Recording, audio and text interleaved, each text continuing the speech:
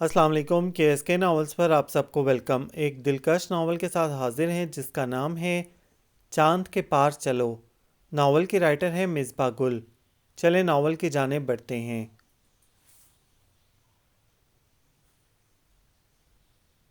کیا ہو رہا ہے؟ وہ جو اپنے دہان میں مرغیوں کو دانہ ڈال رہی تھی اچھل ہی پڑی۔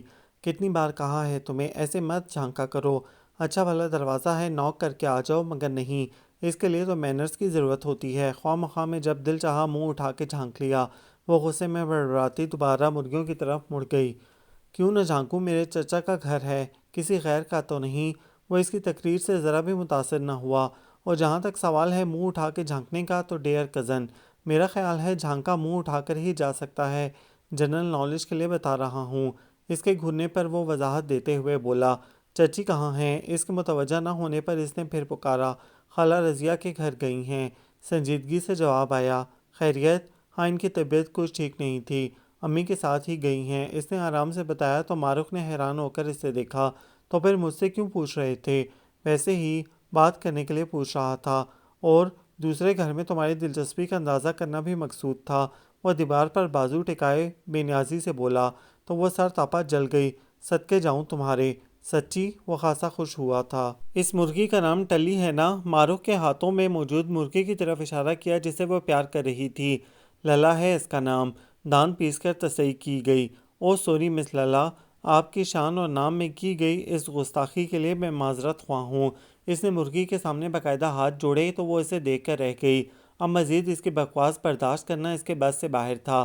اس نے صحن میں چہل قدمی کرتی مرغیوں کو گھیر گھار کر ڈربے میں بند کیا اور اندر کی طرف قدم بڑھا دیے۔ ہادی جو بغور ساری کارروائی ملاحظہ کر رہا تھا پکارتا ہی رہ گیا، مگر وہ انسنی کرتی اندر آ گئی۔ شام کے سائے گہرے ہو رہے تھے اور اماں ابھی تک واپس نہیں آئی تھیں۔ وہ خالی گھر میں بلائی بلائی پھر رہی تھی۔ پکانا کیا ہے یہی بتا جاتیں تو کھانے کا ہی کچھ کر لیتی۔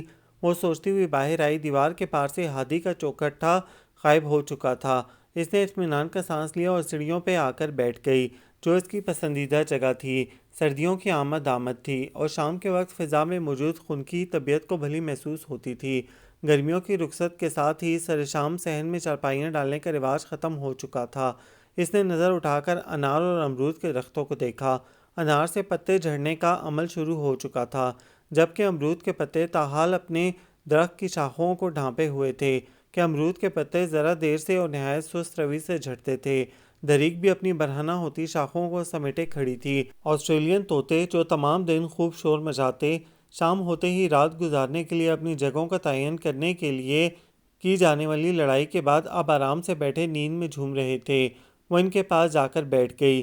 دھیمی سی چلتی سبک ہوا کے باعث وہ پر پھیلائے سونے کی کوشش میں مشغول تھے۔ اسے بیٹھتے دیکھ کر پیلے طوطے نے آنکھیں پٹ پٹا کر اس سے دیکھا اور چونچ گردن کے بالوں میں چھپا لی۔ اس کے چہرے پر بے اختیار مسکراہٹ دوڑ گئی۔ ابھی تک گھر میں اندھیرا کر رکھا ہے، غضب خدا کا! شام رات میں ڈھل گئی اور اس لڑکی کو لائٹیں چلانے کا ہوش نہیں، اور دروازہ بھی کھلا چھوڑ رکھا ہے۔ کچھ دیر کو گھر سے کیا نکل جاؤ، زندگی کے آثار ہی ختم ہو جاتے ہیں۔ گھر میں داخل ہوتے ہی جو اماں نے اسے گھر سے لاپرواہ طوطوں میں مگن دیکھا تو گھرک کر رکھ دیا اور چادر اتارتی اندر کی طرف بڑھ گئیں۔ کیا ہے اماں، آپ جو اتنی دیر سے آئی ہیں؟ شام ڈھلنے کے بعد وہ کوئی نہیں، جبکہ آپ کو پتہ بھی تھا کہ میں گھر میں اکیلی ہوں۔ وہ بھی تیز تیز بولتی اماں کے پیچھے اندر چلی آئی۔ اکیلی چھوڑ کر نہیں گئی تھی۔ انہوں نے بیٹھتے ہوئے اسے گھورا۔ صحن میں ہادی موجود تھا، گھر آیا تھا۔ اماں کے اس انکشاف پر وہ تلملا اٹھی۔ جی نہیں، گھر تو نہیں آیا تھا، مگر ہمیشہ کی طرح دیوار سے لٹکتا ضرور پایا گیا تھا۔ معروف اس کی اس حرکت سے بہت چڑھتی تھی۔ اماں مسکرا اٹھی۔ بڑا سمجھدار اور فرما بردار بچہ ہے، اور دیوار سے تو وہ جان بوجھ کر جھانکتا ہے، تم چڑھتی جو ہو۔ ان کے لہجے میں پیار ہی پیار تھا۔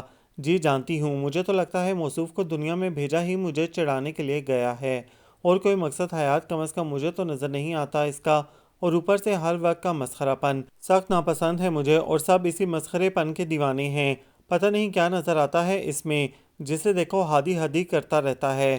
وہ چادر طے کرتی جلی بھنی کہہ رہی تھیں۔ ارے یہ تو خوش مزاجی ہے اس کی، ہنستا ہنساتا رہتا ہے، تمہاری طرح نہیں کہ ہر وقت انگارے چبائے رکھے۔ اماں نے ہمیشہ کی طرح اس کی طرفداری کی تھی۔ سن لیا چچی کیا کہہ رہی ہیں؟ تسلی ہو گئی ہو تو کچھ کھانے کا بھی کر لو۔ عجیب پوہڑ لڑکی ہو، جس گھر جاؤ گی لگتا ہے سب کو بھوکا مارو گی۔ کیوں پیاری چچی؟ وہ شرارت سے اسے دیکھتا سائرہ بیگم کے پاس آ کر بیٹھ گیا۔ تو انہوں نے ہنستے ہنستے اس کے سر پر ہاتھ رکھا۔ لاڈ کے اس مظاہرے پر ماروخ تو گویا لال بھبوکا ہو گئی۔ کیوں، تمہاری طرف کیا کھانے کی ہڑتال ہے جو ارد گرد جھانکتے پھر رہے ہو؟ ارے میری امی تو میرے لیے چکن پلاؤ بنا رہی ہیں، کیونکہ ان کی چچی کی طرح کوئی پوہڑ اور نکمی بیٹی نہیں ہے کہ ہر کام کے لیے اس کی طرف دیکھنا پڑے، اس لیے ہر کام جلدی ہو جاتا ہے۔ ہادی کے پاس اسے چڑھانے کے سب سامان موجود تھے، لہٰذا وہ پیر پٹکتی وہاں سے واک آؤٹ کر گئی، جبکہ وہ پیچھے چچی سے راز و نیاز میں مشغول تھا۔ چچی جان، میں تو کہتا ہوں اس کے لیے کوئی تعویذ لے آئیں، مجھے لگتا ہے کہ اس پر کسی جن کا قبضہ ہے، اور جن بھی وہ جو خالص آگ سے بنا ہو، کیونکہ جنوں میں بھی آج کل ملاوٹ ہو چکی ہے، اور ویسے بھی ماروخ مرید علی کو قابو کرنا کسی چھوٹے موٹے جن کے بس کی بات ہے بھی نہیں، ہے نا چچی؟ وہ جان بوجھ کر اونچی آواز میں بولا تو سائرہ بیگم کی مسکراہٹ گہری ہو گئی۔ ہادی منصور علی انہیں شروع سے ہی بہت پیارا تھا اور متوقع داماد کی حیثیت سے اور بھی عزیز تھا۔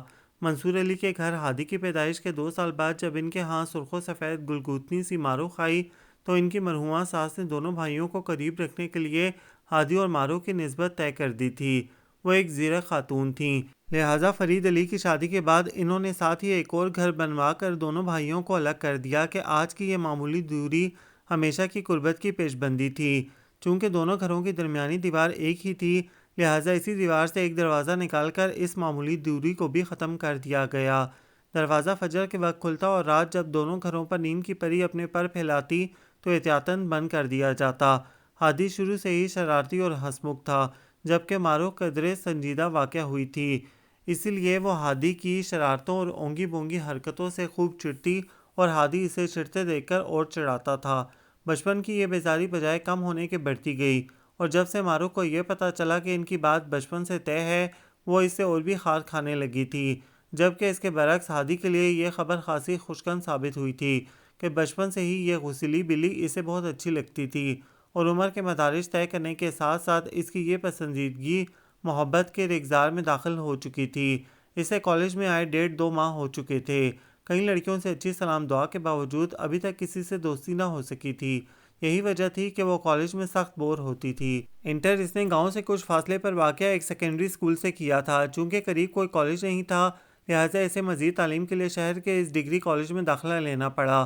گاؤں میں اس کی تمام سہیلیاں انٹر کے بعد تعلیم کو خیر آباد کہہ چکی تھیں، مگر چونکہ اس کے بابا کو اسے پڑھانے کا شوق تھا، اس لیے اس کی مزید تعلیم کی راہ میں کوئی رکاوٹ نہ آ سکی، بس اسے لانے لے جانے کا مسئلہ تھا۔ ہاسٹل میں رہنے کا آئیڈیا اماں نامنظور کر چکی تھیں کہ وہ کسی قیمت پر اسے ہاسٹل بھیجنے کو تیار نہ تھیں، لہٰذا اب اسے لانے لے جانے کی ذمہ داری بابا کے سپرد تھی، اور جو کبھی وہ مصروف ہوتے تو ہادی اسے بخوبی نبھاتا تھا۔ وہ پولیٹیکل سائنس کی کلاس لینے بیزاری سے کلاس روم میں داخل ہوئی اور نسبتاً خالی جگہ دیکھ کر ایک سیٹ سنبھال لی۔ ٹیچر کے آنے میں ابھی کچھ وقت تھا، وہ دھیان بٹانے کو شرارتیں کرتی لڑکیوں کو دیکھنے لگی، تبھی کوئی اس کے برابر میں آ بیٹھا۔ اس نے چونک کر اپنی ساتھ والی سیٹ کو دیکھا۔ بالوں کی پونی ٹیل بنائے ایک ماڈرن سی لڑکی تھی، وہ پہلی بار اسے دیکھ رہی تھی۔ مجھے زویا خان کہتے ہیں۔ اس کے دیکھنے پر وہ چیونگم چباتے ہوئے مسکرا کر بولی، ماروخ مرید علی۔ اس نے بھی قدرے جھجکتے ہوئے تعارف کی رسم نبھائی۔ آپ کی شاید یہاں کوئی فرینڈ نہیں ہے، پرسوں بھی میں نے آپ کو یوں ہی اکیلے دیکھا تھا، ایکچولی میں پرسوں ہی یہاں مائیگریٹ ہو کر آئی ہوں۔ اس نے ماروخ کی آنکھوں میں تیرتی الجھن محسوس کر کے وضاحت کی، دراصل میں گاؤں میں رہتی ہوں اور وہیں سے انٹر بھی کیا، پھر میں تو آگے پڑھنے یہاں آ گئی، دوستوں میں سے کسی نے آگے پڑھا نہیں اور یہاں بھی ابھی تک کوئی دوست نہیں بن سکی۔ اس نے تفصیلاً اپنے اکیلے پن کی وجہ بتائی تو وہ گہرا سانس لے کر خود ہی اپنے بارے میں بتانے لگی۔ میرے ڈیڈی کا فیصل آباد میں بزنس تھا، کچھ مسائل کی بنا پر انہیں اپنا کاروبار وہاں سے وائنڈ اپ کر کے یہاں اسٹیبلش کرنا پڑا، تو مجبوراً مجھے بھی یہاں کے کالج میں مائیگریشن کرانی پڑی اور نتیجتاً سب فرینڈ سے ہاتھ دھونے پڑے۔ اور اب پلیز یہ نہ پوچھنا کہ ڈیڈ کے اچھے بھلے صنعتی شہر کو چھوڑ کر یہاں بزنس اسٹیبلش کرنے کی کیا وجوہات ہیں، کیونکہ آئی سویئر مجھے اس بارے میں کچھ علم نہیں ہے۔ اسے منہ کھولتے دیکھ کر زویا نے بے ساختہ کہا تو وہ جھیم کر سر چکا گئی کہ واقعی وہ یہی پوچھنے والی تھی۔ بھائی میں سیدھی اور صاف بات کرتی ہوں، گھماؤ پھراؤ مجھے کم ہی آتا ہے، اور سیدھی اور صاف بات یہ ہے کہ چالاک اور ضرورت سے زیادہ ہوشیار لوگ مجھے اچھے نہیں لگتے، اس لیے تم مجھے اچھی لگی ہو، مجھ سے دوستی کرو گی؟ اس نے اچانک کہا تو ماروخ حیرت سے اس بے تکلف لڑکی کو دیکھنے لگی۔ زویا نے ہاتھ آگے بڑھایا، فرینڈز؟ ماروخ نے اس کے بے ریا چہرے کو ایک نظر دیکھا اور مطمئن ہو کر اس کا بڑا ہوا ہاتھ تھامتے ہوئے کھل کر مسکرائی، فرینڈز؟ وہ کینٹین کے باہر بیٹھی زویا کا انتظار کر رہی تھی۔ بادل گھر گھر کر آ رہے تھے اور ایسے موسم میں گرم گرم سموسے کھانے کا اپنا ہی مزہ تھا۔ یہ آخری پیریڈ تھا جو کہ دونوں ہی کا فری ہوا کرتا تھا۔ کچھ ہی دنوں میں ان کی دوستی بے تکلفی کی حدود میں داخل ہو چکی تھی اور یقیناً اس میں زیادہ ہاتھ زویا کا تھا۔ تب بھی زویا نے آ کر اس کے ساتھ والی کرسی سنبھال لی۔ کتنا پیارا موسم ہو رہا ہے نا؟ اس نے ہاتھ رگڑتے ہوئے اشتیاق سے بادلوں بھرے آسمان کو دیکھا۔ ہاں یہ تو ہے، مگر اللہ کرے بارش میرے گھر پہنچنے کے بعد ہی شروع ہو، ورنہ بہت مسئلہ ہو جائے گا۔ اس نے قدرے پریشانی سے سیاہ ہوتے آسمان پر ایک نظر ڈالی تو زویا نے اسے گھورا۔ کمال ہے، اتنے دن بعد تو ایسا خوبصورت موسم ہوا ہے اور اس پر بھی تمہیں ٹائمنگ کی پڑی ہے۔ جی جناب، آپ تو کہیں گے ہی، کیونکہ آپ نے تو جانا ہے گاڑی میں۔ اگر بارش آ بھی گئی تو زیادہ سے زیادہ گاڑی کے شیشے بند کر دیے جائیں گے، مگر اس بندی کو موٹر سائیکل پر سوار ہو کر جانا ہے، اور شہر کی تو پھر بھی خیر ہے، مگر جب آگے سے کچا راستہ شروع ہوتا ہے نا، اور اوپر سے بارش، تو بس پھر خیرہ ہی سمجھو۔ اس نے فوری بارش کے نقصانات بتانے کے ساتھ ہی اس کی بھی خبر لی تو وہ ہنس دی۔ یہ تو ہے، ویسے زویا تمہارے گھر میں کون کون ہے؟ تم نے کبھی بتایا ہی نہیں۔ معروف نے گرم سموسہ اٹھاتے ہی فوراً گھبرا کر واپس رکھ دیا، جو ابھی ابھی کینٹین والا لڑکا رکھ کر گیا تھا۔ وہ اس لیے کہ اس بارے میں کبھی بات ہی نہیں ہوئی۔ معروف کا حشر دیکھ کر اس نے ایسی کسی کوشش سے اجتناب ہی کیا۔ چلو اب تو ہو گئی، اب بتا دو۔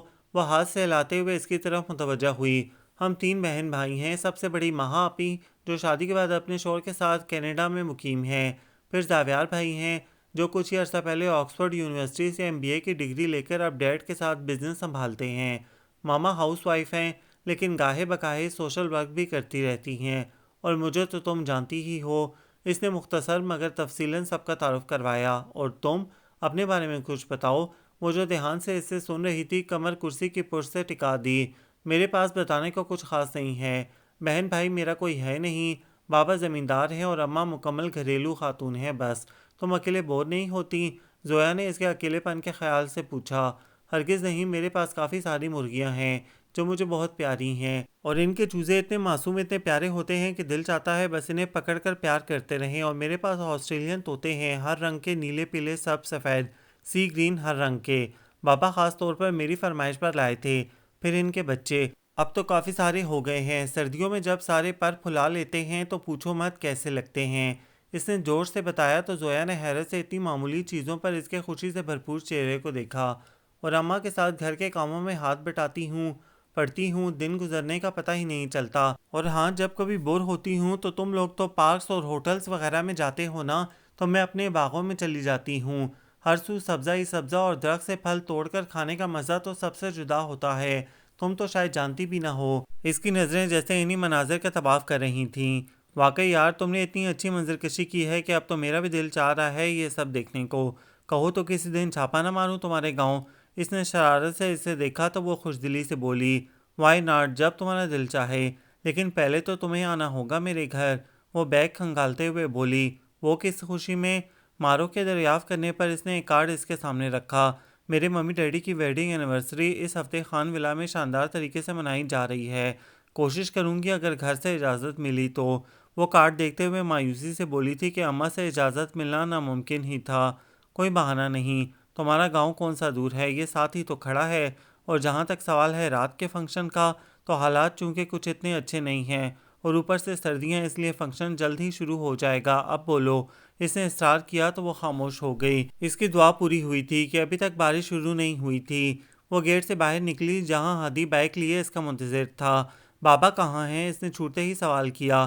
ساتھ والے گاؤں کا بڑا چودھری جس کو پچھلے سال فالج کا اٹیک ہوا تھا نا، اس کی بیٹی کی شادی ہے، ابو اور چچا وہیں گئے ہیں۔ اس نے بتانے کے ساتھ ہی بائک سٹارٹ کر دی تو وہ سر ہلاتی اس کے پیچھے بیٹھ گئی۔ بادل کافی گہرے ہو گئے تھے، لگتا تھا کسی بھی پل برس پڑیں گے۔ ٹھنڈی ہوا سے سردی کی شدت میں اچانک اضافہ ہو گیا تھا۔ وہ منہ سے ٹکراتے تیز ہوا کے جھونکوں کے سبب اڑتے بالوں اور دوپٹے کو بمشکل سنبھالے ہوئے تھی۔ جیسے ہی شہری حدود ختم ہوئی، منظر اچانک ہی بدل گیا تھا۔ ہر سو گہرے سبز پتوں سے ڈھکے مالٹوں کے درخت خزاں کے موسم میں بھی عجب ہی بہار دکھا رہے تھے۔ سرخ مالٹوں سے لدی ڈالیاں عاجزی سے جھکی جا رہی تھیں۔ گندم کے چھوٹے چھوٹے سبز پودے کسانوں کو آئندہ سال کے اناج کی امید دلاتے سر اٹھائے کھڑے تھے۔ سڑک کے دونوں اطراف بلند و بالا پیپل، سنبل اور سفیدے کے درخت ہوا میں جیسے جھوم رہے تھے۔ انہی مناظر میں کھوئے اسے خبر ہی نہ ہوئی کب گھر آ گیا۔ وہ دروازے کی طرف بڑھی ہی تھی کہ ایک موٹی تازی بوند نے اس کا استقبال کیا۔ وہ جلدی سے دروازہ کھول کر اندر کی طرف بڑھ گئی۔ کچھ ہی لمحوں میں موسلادھار بارش شروع ہو چکی تھی۔ وہ کپڑے بدل کر اماں کے پاس برآمدے میں آ بیٹھی جو طوطوں کے لیے باجرہ صاف کر رہی تھیں۔ کھانا کھا لو، کیا پکا ہے؟ وہی رات کے شلجم، میرا جی نہیں چاہ رہا، کالج میں سموسے کھا لیے تھے، وہ مدھم آواز میں بولی۔ نہ جانے کیوں سردیوں کی بارش اسے ہمیشہ اداس کر دیتی تھی۔ جواباً اماں نے اسے گھورا، جانتی تھی شلجم اور مولی کی باری میں وہ ایسے ہی الا بلا کھا کر پیٹ بھرنے کی کوشش کرتی تھی۔ اچانک اماں کی نظر سامنے اٹھی تو سر پیٹ لیا۔ اوفو، دیکھو تو کیسا دماغ ہے، اتنے زوروں کی بارش ہے اور تندوری ڈھکنا یاد ہی نہیں رہا، ساری گیلی ہو رہی ہے۔ جا ماہی، کچن سے پرات لے کر تندوری تو ڈھک دے جلدی سے۔ اماں کو ایک نئی پریشانی نے آن گھیرا تو وہ جھنجھلا گئی۔ کیا ہے اماں، اتنی تیز بارش ہے، سارے کپڑے گیلے ہو جائیں گے اور اوپر سے سردی۔ شاباش ہے بچے، تمہیں سردی لگ رہی ہے اور جو بوڑھی ماں اس بارش میں گیلے صحن میں گر کر کوئی جوڑ توڑوا بیٹھی تو تم خوش ہو؟ اماں نے اسے لتاڑا تو وہ منہ بسورتی اٹھ کھڑی ہوئی۔ کوئی بوڑھی نہیں ہے آپ، ایسے ہی۔ وہ بڑبڑاتے ہوئے تندور کی طرف بڑھی تو اماں بے اختیار مسکرا دیں۔ جانتی تھیں وہ غصہ کرتی ہے مگر ان سے پیار بھی بہت کرتی ہے۔ وہ پرات لیے برآمد ہوئی۔ دھیان سے چلنا، اماں اسے ہدایت دیتی باجرہ رکھنے اندر چلی گئیں۔ وہ احتیاط سے قدم بڑھاتی کچے صحن میں آگے بڑھ رہی تھی۔ تیز بارش میں صحن کسی کھلیان کا نقشہ پیش کر رہا تھا کہ اچانک اس کا پاؤں پھسلا اور وہ صحن کے بیچوں بیچ چاروں شانے چت ہو گئی۔ اٹھنے کی کوشش کی ہی تھی کہ سر سے اٹھتی ٹیسوں پر کرا کر رہ گئی۔ اسی پر زوردار آواز سن کر ہادی نے درمیانی دروازے سے جھانکا۔ ہیں، یہ کون سا موقع ہے آرام کرنے کا؟ اسے محو استراحت پا کر حیرانی سے پوچھا تو وہ دان پیس کر رہ گئی۔ ایک تو ہر ایسے موقع پر اس کی انٹری ضرور ہونی ہوتی ہے، جل کر سوچتی وہ اٹھ بیٹھی، جبکہ ہادی کو اصل صورتحال سمجھنے میں ایک پل ہی لگا، اور پھر جو اس کے فلک شگاف کہہ کے بلند ہوئے تو اندر سے اماں آفتہ خزاں دوڑی آئیں۔ آئے ہائے، کہا بھی تھا دھیان سے جانا، مگر یہ لڑکی، مٹی میں لت پت اسے منہ بسورتے دیکھا تو بات ادھوری چھوڑ دی۔ اور یہ تندوری ابھی تک بھیگ رہی ہے، یا اللہ میں کیا کروں اس کا؟ اس سے تو بہتر تھا خود ہی کچھ کر لیتی۔ بھیگتی تندوری دیکھ کر اماں نئے سرے سے غصہ کرنے لگی تو مارو کی آنکھوں میں آنسو آ گئے۔ کسی کو میری پرواہ نہیں، گروں بھی میں اور ڈانٹ بھی میں کھاؤں۔ وہ کیچڑ میں لتھڑی بمشکل اٹھی اور بآواز بلند بڑبڑاتی برآمدے کی طرف بڑھی۔ ہاں تو کس نے کہا تھا یہاں اسکیٹنگ کرنے کو؟ خیال رکھنا چاہیے تھا نا کہ برف نہیں کیچڑ ہے۔ وہ حسب معمول اسے چڑھاتے ہوئے بولا تھا، مگر جواباً جن نظروں سے معروف نے اسے دیکھا اس کے پہلے ہونٹ پل بھر میں سکڑ گئے۔ کیا تھا ان نگاہوں میں؟ شکایت، الجھن یا بیزاری؟ وہ سمجھ نہیں سکا۔ وہ پہلے بھی اسے تنگ کرتا رہتا تھا مگر آج جن نگاہوں سے اس نے اسے دیکھا وہ اس کے لیے نہیں تھیں۔ شاید گرنے کے سبب زیادہ محسوس کیا ہے اس نے، اور ہو سکتا ہے اسے چوٹ بھی آئی ہو، اور بجائے اسے اٹھانے یا تسلی دینے کے الٹا میں اس پر ہنسنے لگا۔ مجھے ایسا نہیں کرنا چاہیے تھا۔ اسے افسوس ہونے لگا۔ چچی نے پکارا تو وہ چونکا۔ ہادی بیٹا، ذرا یہ پرات تو تندوری پر دے مارو، ساری گیلی ہو گئی۔ ان کا افسوس برقرار تھا۔ جی اچھا، اس نے صحن کے وسط میں پڑی پرات سے تندوری ڈھک دی۔ تم کیا کر رہے تھے؟ سارے کپڑے گیلے ہو گئے، اوپر سے سردی بھی بڑھ گئی ہے۔ تندوری سے دھیان ہٹا تو اس کی طرف متوجہ ہوئیں۔ جی، وہ صحن میں پڑی لکڑیاں برآمدے میں رکھ رہا تھا۔ اچھا اچھا، اب جا کر نہا دھو کر کپڑے بدل لو، کہیں ٹھنڈ نہ لگ جائے۔ میں ابھی پکوڑے بناتی ہوں، نہا کر آنا، مل کر کھائیں گے۔ میں ذرا جا کر اس لڑکی کو دیکھوں، نہائی بھی یا ابھی تک بیٹھی رو رہی ہے؟ وہ بڑبڑاتے اندر بڑھ گئیں اور وہ پھر سے شرمندہ ہو گیا۔ اسے لگا آج وہ واقعی اس سے ناراض ہو گئی ہے اور یہ وہ برداشت نہیں کر سکتا تھا، اسی لیے نہاتے ہی چچا کے گھر چلا آیا۔ چچا ٹی وی لاؤنج میں بیٹھے گرما گرم پکوڑوں کے ساتھ سبز دھنیے کی چٹنی سے لطف اندوز ہو رہے تھے۔ وہ بھی ساتھ جا کر بیٹھ گیا۔ سامنے کچن کی کھڑکی سے جو ٹی وی لاؤنج میں کھلتی تھی چائے بناتی مارخ نظر آ رہی تھی۔ اسے دیکھا تو منہ پھیر لیا، وہ سر جھکا کر رہ گیا۔ ارے بھائی ماہی بیٹی، اپنی اماں سے کہو ہادی کے لیے بھی گرما گرم پکوڑے لے آئیں۔ چچا نے سزا لگائی ہی تھی کہ چچی پکوڑے لیے نمودار ہوئیں۔ ماشاءاللہ کیسا تر و تازہ نکل آیا ہے بچہ نہا دھو کے، ابھی بارش میں کیسا بھیگا ککڑ بنا ہوا تھا۔ انہوں نے ہنستے ہوئے پلیٹ اس کے سامنے رکھی۔ چچی، ککڑ تو میں ماہی کی مرغیوں کے لیے بنا تھا نا، سوچا ان کے لیے بھی کچھ چینج ہونا چاہیے۔ ایک ہی مرغا دیکھ دیکھ کر بیچاری بور ہو گئی ہوں گی۔ اس نے چائے کپ میں انڈیلتی مارو کے عکس کو شرارت سے دیکھ کر اسے چھیڑا کہ شاید اسی بہانے وہ بولے اور ناراضی کچھ کم ہو۔ میری مرغیوں کو تم جیسوں کی کوئی ضرورت نہیں ہے، ان کا مرغا سادہ اور شریف ہے اور ان کا خیال بھی بہت رکھتا ہے۔ اس نے چائے کا کپ ہادی کے سامنے پٹخا اور غصے میں بولتی اپنے کمرے میں چلی گئی۔ ارے ارے، چچی اس بدتمیزی پر اسے پکارتی ہی رہ گئیں اور وہ چچا کے سامنے اس عزت افزائی پر مارے خرد کے گرم چائے کا کپ لبوں سے لگا گیا۔ وہ اچھی طرح سمجھ چکا تھا کہ وہ مرغ کی آڑ میں اسے کیا جتا گئی تھی۔ جاتی دھوپ کی ہلکی ہلکی پرچھائیاں صحن میں موجود تھیں۔ بارش کی آڑ لے کر موسم سرما دبے پاؤں آنگن میں اتر آیا تھا، اسی لیے دھوپ جسم اور مزاج پر ایک خوشگوار سا اثر ڈال رہی تھی۔ مرید علی کمروں کی ٹھنڈک سے خائف باہر صحن میں چارپائی ڈالے چائے کا مزہ لے رہے تھے۔ سائرہ بیگم قریب ہی بیٹھی رات کے کھانے کے لیے چاول چن رہی تھی۔ معروف نے طوطوں کو باجرہ ڈالا اور مرغیوں کے ڈربے کا دروازہ کھول کر ان کے پاس آ بیٹھی۔ مرغیاں پر پھڑپھڑاتے ہوئے سارے صحن میں بھاگنے لگیں۔ اس نے بابا کی موجودگی میں بات کرنے کی ٹھانی کہ ان سے سپورٹ کی کچھ امید بہرحال اسے تھی۔ گلا کھنگار کر اماں کو مخاطب کیا، اماں آپ سے ایک بات کرنا تھی۔ انہوں نے چاول چنتے ایک نظر اسے دیکھا اور سمجھ گئیں کہ بات کچھ خاص ہے۔ ہاں کہو اماں، وہ میری دوست ہے نا زویا، اس کے والدین کی شادی کی سالگرہ ہے، مجھے بھی بلایا ہے۔ اس نے جھجکتے ہوئے مدعا بیان کیا۔ زویا وہی شہر والی اماں کو فوراً یاد آ گئی کہ وہ اکثر اس کا ذکر کرتی رہتی تھی۔ اے لو، اب یہ شہر کی دوستیاں بھی نبھائی جائیں گی۔ ماہی بی بی، یہ کالج کی دوستیاں گھروں میں گھسانے کی کوئی ضرورت نہیں ہے۔ انہوں نے حسب توقع اس کی بات سنتے ہی سختی سے ریجیکٹ کر دی، مگر وہ ہمت نہ ہاری۔ اماں، دوست تو دوست ہوتی ہے نا، گاؤں یا شہر کی تو نہیں، اور پھر میری تو ایک ہی دوست بنی ہے، اب اسے بھی ناراض کر دوں؟ اتنے اصرار سے بلایا ہے مجھے۔ وہ منہ بسور کر بولی تو بابا پہلی بار اس کی طرف متوجہ ہوئے۔ کون لوگ ہیں بیٹا جانی؟ بابا ویسے تو پٹھان ہیں، انوار خان نام ہے اس کے والد کا، حال ہی میں فیصل آباد سے لاہور شفٹ ہوئے ہیں۔ اسے جو پتا تھا سادگی سے بتا دیا۔ مرید علی نے ہنکارا بھرا، کرتے کیا ہیں؟ اپنا بزنس ہے؟ کیا ہے یہ مجھے نہیں پتا۔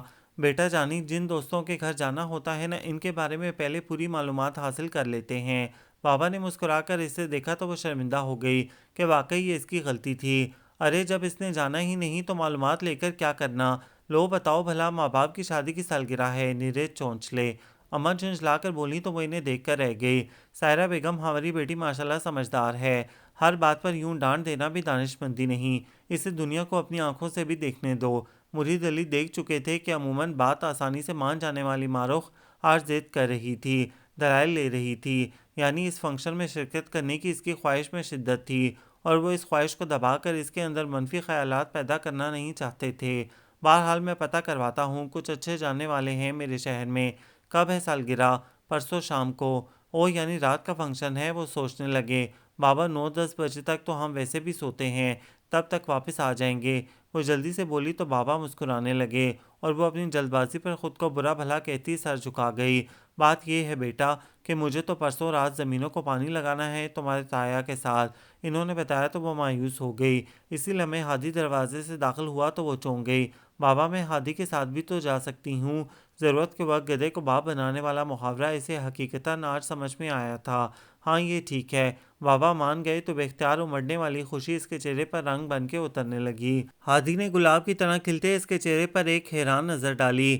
کیا معاملہ ہے؟ بابا کے پاس بیٹھتے ہوئے اس نے پوچھا تو انہوں نے تمام بات اسے بتا دی۔ جی میں لے جاؤں گا، ایڈریس تو ہے نا؟ اسبات میں سر ہلاتے ہوئے اس سے پوچھا۔ جی، کارڈ دیا تھا اس نے مجھے، اس پر لکھا ہے ایڈریس۔ وہ بابا کی طرف دیکھتی رہی۔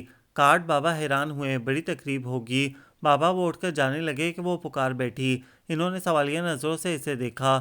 گفٹ بھی لینا ہے؟ وہ آہستگی سے بولی تو وہ مسکراتے ہوئے دوبارہ بیٹھ گئے۔ تو پیسے چاہیے؟ وہ شرارت سے اسے دیکھنے لگے۔ 500 کافی ہوں گے؟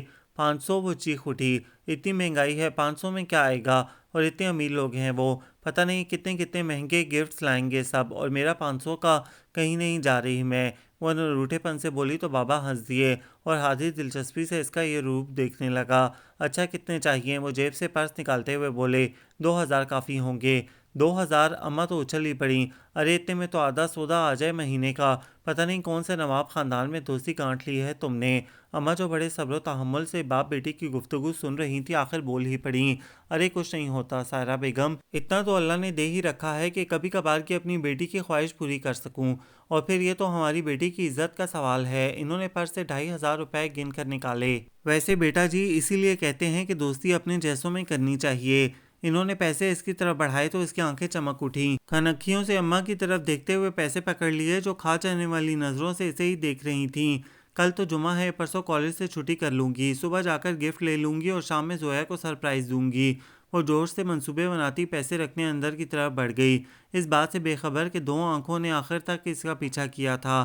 ہفتے کی صبح حسب ارادہ اس نے چھٹی کر لی تھی، اور اب وہ واپس سے بازار چلنے کو کہہ رہی تھی۔ دیکھو ماہی بیٹا، ایک تو مجھے تمہارے تایا کے ساتھ بینک جانا ہے کسی کام سے، اور پھر میں کہاں بازاروں میں خوار ہوتا پھروں گا۔ میں نے ہادی سے کہہ دیا ہے، وہ تمہیں لے جائے گا۔ وہ کچھ حساب کتاب کرتے ہوئے قدرے رک کر بولے۔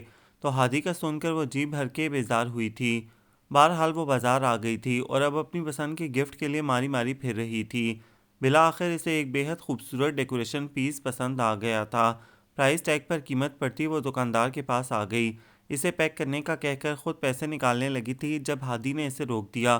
میرے ساتھ ہوتے تم پیسے دو، مجھے اچھا نہیں لگے گا۔ کہتا ہوا وہ اپنا پرس نکالنے لگا تو معروف کا چہرہ سرخ ہو گیا۔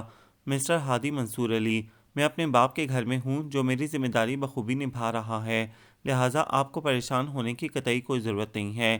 ایک ایک لفظ چبا چبا کر بولنے اور اس کے 14 طبق روشن کرنے کے بعد وہ اطمینان سے بیگ سے پیسے نکالنے لگی اور دکاندار کے سامنے اس درگت پر وہ ساکت کھڑا رہ گیا، پھر ایک جھٹکے سے مڑا اور دکان سے باہر نکل گیا۔ ڈرامے۔ سر جھٹک کر پیک وصول کیا اور باہر آ گئی جہاں وہ بائک سٹارٹ کیے کھڑا تھا۔ ابھی وہ بیٹھی ہی تھی کہ اس نے ایک جھٹکے سے بائک چلا دی اور معروف نے گرنے کے ڈر سے بے اختیار اسے پکڑ لیا۔ اپنی اس حرکت پر جہاں اس نے خود کو کوسا، وہیں غصے کے باوجود ہادی کے لبوں پر مسکراہٹ دوڑ گئی۔ باقی تمام راستہ وہ گنگناتا رہا اور معروف پیچ و تاب کھاتی رہی۔ شام کو جب وہ تیار ہو کر باہر آئی تو ہادی کے لیے خود کو سنبھالنا مشکل ہونے لگا۔ دوپہر کا بچا کچا غصہ بھی پل بھر میں غائب ہو چکا تھا۔ وہ پچھلی عید پر اسی کی امی کا دیا گولڈن اور سبز امتزاج کا نہایت نفیس سوٹ زیب تن کیے ہوئے تھی۔ متناسب فٹنگ اور چوڑی دار پاجامے سے اس کا لمبا قد اور خوبصورت سراپا مزید نمایاں ہو رہا تھا۔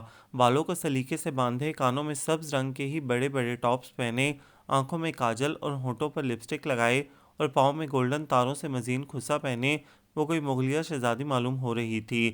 ہادی کے یوں مسلسل دیکھنے پر وہ اندر ہی اندر جزبز ہو رہی تھی اور جذبوں کی شدت سے لو دیتی آنکھیں اسے خائف کر رہی تھیں، مگر بظاہر وہ لاپرواہ نظر آنے کی بھرپور کوشش کر رہی تھی۔ اماں نے دیکھا تو زیر لب ماشاء اللہ کا ورد کرتی نظریں چرا گئیں اور اندر سے چادر اٹھا لائیں۔ بچے یہ اچھی طرح اوڑھ لو اور ہاں، بڑے لوگ ہیں، جانے کیسا مزاج ہو، ذرا دھیان سے رہنا۔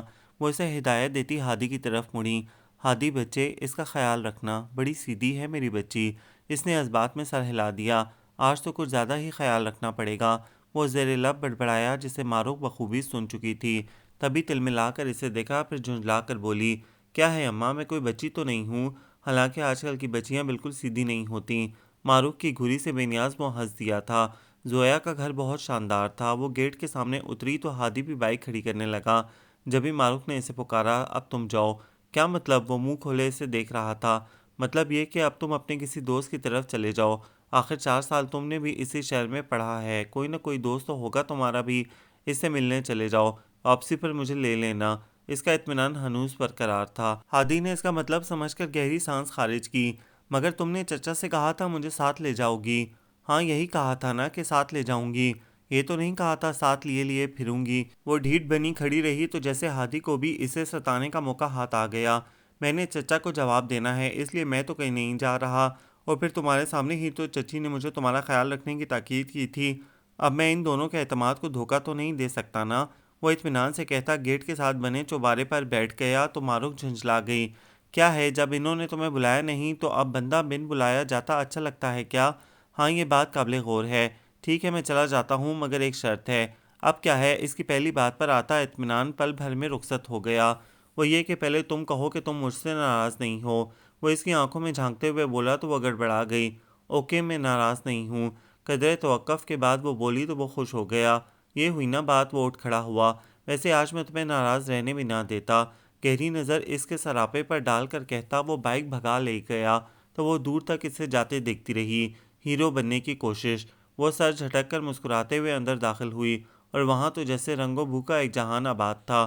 اونچی سوسائٹی کے چکا چوند کو دیکھتی وہ جھجک کر رک گئی کہ پہلی بار کسی ایسے فنکشن میں آئی تھی۔ اس کی متلاشی نظریں زویا کو ڈھونڈنے لگیں جو ایک ینگ سے جوڑے کے پاس کھڑی تھی۔ وہ جو گھبرا رہی تھی بے اختیار اسے پکار بیٹھی۔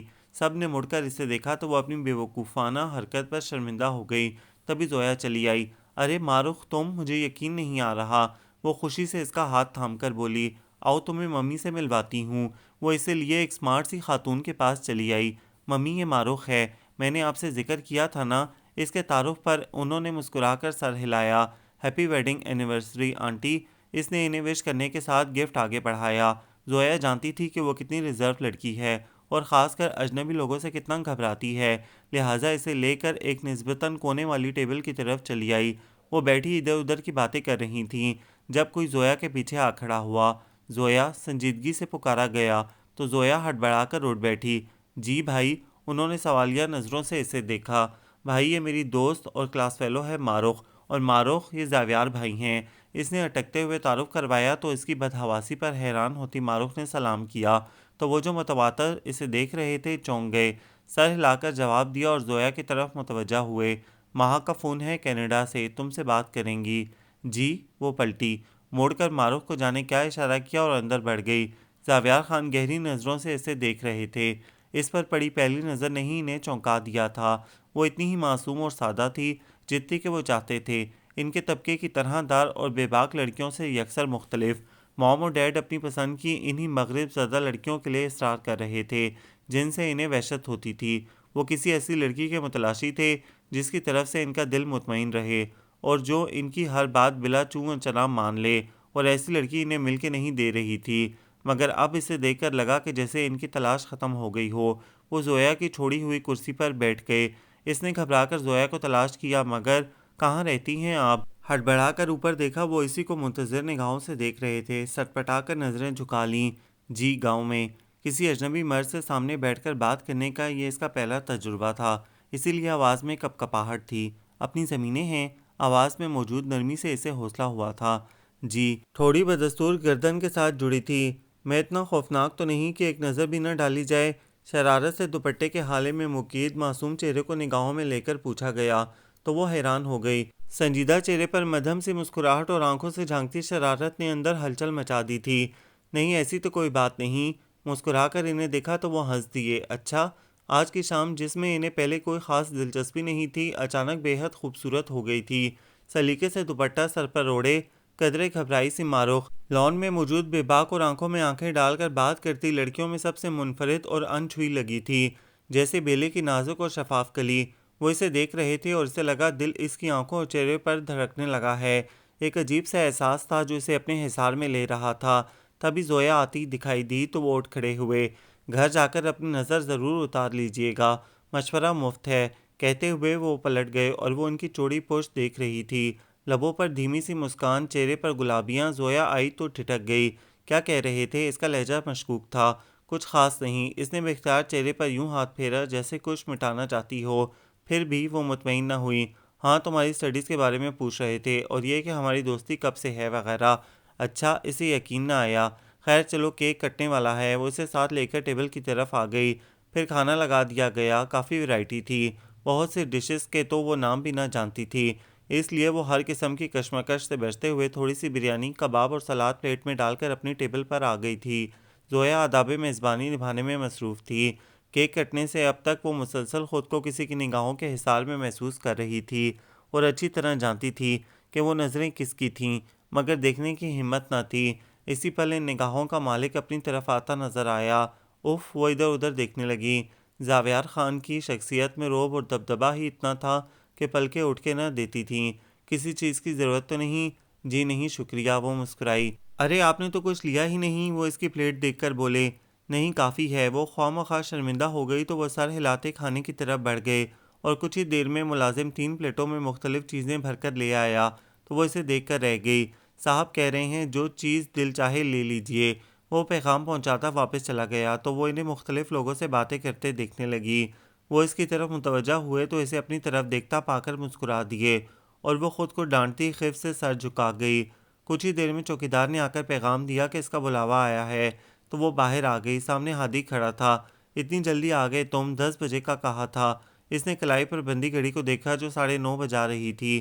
محترمہ چچا کا 2 مرتبہ فون آ چکا ہے کہ وہ پانی لگانے جا چکے ہیں اور امی اور چچی گھر پر اکیلی ہیں، اس لیے جلدی پہنچو۔ اس کے تنے ہوئے چہرے کو دیکھ کر اصل بات بتائی تو وہ بے بس ہو گئی۔ اچھا، زویا کو تو بتاؤں کہ جا رہی ہوں 2 منٹ میں۔ اس نے گھڑی کی طرف اشارہ کیا تو وہ پیر پٹکتی اندر چلی گئی۔ یہ پیار سے بولتی کیسے لگے گی؟ وہ سوچنے لگا۔ زویا کو بتایا تو وہ دروازے تک آ گئی۔ کون آیا ہے لینے؟ کزن ہے تایا زاد، اسی کے ساتھ آئی تھی۔ ہمارے ساتھ ہی گھر ہے ان کا۔ وہ تفصیل بتاتی کسی کو ڈھونڈ رہی تھی۔ اچھا، تم نے بتایا ہی نہیں؟ زویا حیران تھی۔ کبھی خیال ہی نہیں آیا۔ وہ مسکرائی۔ تلاش بدستور جاری تھی۔ اچھا، خدا حافظ۔ اس نے آخری نظر لان پر ڈالی اور مایوس سی باہر آ گئی۔ آج تو نیند جیسے آنکھوں سے روٹ ہی گئی تھی۔ وہ جب سے پارٹی سے آئی تھی ایک عجیب سی بے چینی رگوں پہ میں خون کے ساتھ دوڑ رہی تھی۔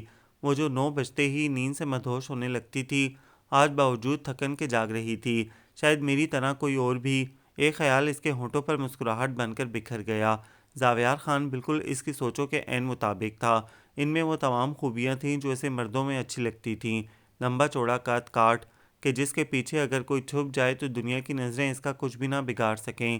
مضبوط بازو کہ جن کو دیکھتے ہی تحفظ کا احساس ہونے لگے، یہ احساس کہ ان کے ہوتے کوئی مصیبت کوئی پریشانی آپ کو نہیں چھو سکتی۔ نظریں اتنی گہری کہ اندر اتر کر پل بھر میں دل کے سارے بھید جان لیں۔ شگفتہ لہجہ، مضبوط چال، سنجیدہ انداز و اطوار، دھیمی سی مسکراہٹ، باوقار شخصیت۔ یکدم ذہن کے کینوس پر زاویار خان کا سراپا ابھرا۔ گھر جا کر اپنی نظر ضرور اتار لیجئے گا۔ وہ چونک گئی، ادھر ادھر دیکھا، پھر ماتھے پر ہاتھ مار کر ہنس پڑی۔ رات کے 12 بج رہے تھے۔ وہ تنگ آ کر بیٹھ گئی، ایک نظر گہری نیند سوئی، اماں کو دیکھا اور شال اٹھا کر باہر نکل آئی۔ بارش کے بعد سے ٹھنڈ میں شدت آ چکی تھی۔ وہ شال اچھی طرح اپنے گرد لپیٹتی چھت پر چلی آئی۔ پورے چاند کی رات تھی، ہر سو سفید چاندنی کا راج تھا۔ لگتا تھا آسمان سے نور برس رہا ہے۔ چاند کی پرسرار خاموشی پر ہر شے جیسے دم سادے اسے ہی تک رہی تھی۔ اس نے سحر زدہ ماحول کو ایک گہری سانس کے ذریعے اپنے اندر جذب کیا اور ارد گرد دیکھا۔ بڑے بڑے پیڑ خاموشی سے سر جھکائے کھڑے، قادر مطلق کی طاقت کے سامنے اپنی بے بسی تسلیم کر رہے تھے۔ کینو کے باغات میں کچھ لالٹینیں ادھر ادھر گردش کر رہی تھیں۔ سرکاری پانی کی باری کے لیے کسان اپنی نیند کی قربانی دیے زمینوں کو سیراب کر رہے تھے۔ کسان کی سانس بھی جیسے موسموں کے ساتھ جڑی ہوتی ہے۔ فصل کی دیکھ بھال میں نہ دن کا خیال، نہ رات کی پرواہ اور نہ نیند آرام کی فکر۔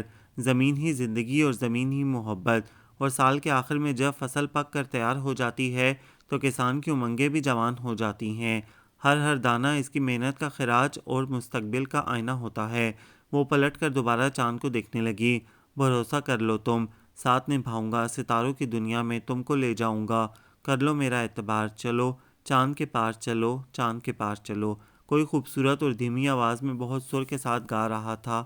وہ چونک گئی، آواز کہیں قریب ہی سے آئی تھی۔ اسے خوف محسوس ہونے لگا۔ آہستگی سے چلتی ہوئی آئی اور ساتھ والی چھت پر جھانکا۔ تم یہاں کیا کر رہے ہو؟ ہادی دیوار سے ٹیک لگائے بیٹھا تھا، اچک کر کھڑا ہو گیا۔ ہائے، تم آدھی رات کو یہاں کیا کر رہی ہو؟ ہادی نے جیسے اس کا سوال سنا ہی نہیں۔ وہ گڑبڑا گئی۔ وہ مجھے نیند نہیں آ رہی تھی تو چہل قدمی کرنے چلی آئی۔ خیر ہے؟ اس نے بغور اسے دیکھا۔ ویسے یہ خوش آئند بات ہے کہ تمہاری اور میری نیندیں بھی اب مشترکہ ہو گئی ہیں۔ جی نہیں، منہ دھو رکھو اپنا۔ مجھے تو اس لیے نیند نہیں آ رہی تھی کہ فنکشن کی وجہ سے نیند کا ٹائم گزر گیا تھا۔ اچھا، ہادی قدرے مایوس ہوا۔ ویسے مجھے نیند نہ آنے کی یہ وجہ ہرگز نہیں ہے، تو پھر کیا وجہ ہے؟ اسے مجبوراً پوچھنا پڑا۔ ایکچولی شام کو میں نے آسمان سے اتری ایک پری کو دیکھ لیا تھا، بس تب سے نیند ایسی اڑی کہ آ کے ہی نہیں دے رہی۔ تم ہی بتاؤ میں کیا کروں؟ وہ دیوار پر بازو ٹکائے شرارت سے اسے دیکھ رہا تھا۔ اس نے سٹپٹا کر نظروں کا زاویہ بدلا۔ مجھے کیا پتا، اسی پری سے جا کر پوچھو، وہ بات ختم کرنے کو بولی۔ اسی سے تو پوچھ رہا ہوں۔ اس کا لہجہ گمبھیر تھا۔ معروف نے بے اختیار اسے دیکھا، جس کی آنکھوں میں شوق اور چاہت کا ایک جہان آباد تھا۔ وہ زیادہ دیر نہ دیکھ سکی اور خاموشی سے سیڑھیوں کی طرف بڑھ گئی کہ یہ آنکھیں اس کی منزل نہ تھیں، اور اب تو بالکل نہیں۔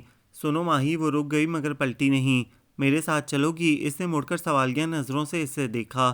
چاند کے پار؟ وہ اس کے چہرے میں چاند کو دیکھنے لگا۔ تم نے BA سے آگے کیوں نہیں پڑھا؟